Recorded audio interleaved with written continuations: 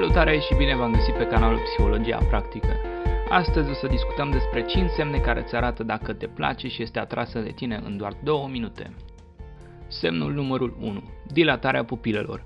Când cineva vede un lucru sau o persoană de care sunt atrași, pupilele în mod automat se vor dilata cu până la 3 ori mărimea lor normală. Poate fi văzut destul de greu de la distanță, însă dacă întrebi ceva sau pur și simplu pornești o conversație, fii atent asupra pupilelor ei, deoarece sunt un semn foarte important care îți indică dacă este atrasă de tine. Semnul numărul 2. Limbajul trupului. Tot în timpul conversației, fii atent la direcția în care își îndreaptă corpul. Dacă picioarele și partea superioară a corpului sunt îndreptate cu totul spre tine, este un semn destul de clar cum că este atrasă de tine.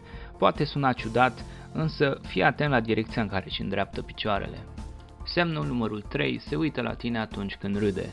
Dacă sunteți într-un grup de prieteni sau oriunde altundeva iar cineva spune o glumă sau priviți ceva amuzant, un semn ar fi faptul că de fiecare dată când râde, se va uita la tine. Asta se întâmplă deoarece atunci când râdem, simțim nevoia de a ne uita la cea mai apropiată persoană din grup, nu din punct de vedere al distanței, dar din punct de vedere emoțional. Dacă se uită la tine atunci când râde, este foarte posibil să fie atrasă de tine.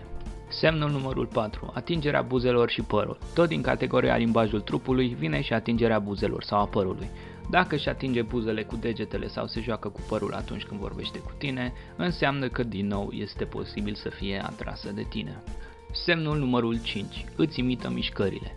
Dacă ești într-o conversație cu ea, încearcă să-ți schimbi poziția corpului sau doar poziția mâinilor, iar dacă și ea la rândul ei schimbă poziția mâinilor sau a corpului, ăsta este un alt semn destul de clar care indică faptul că te place.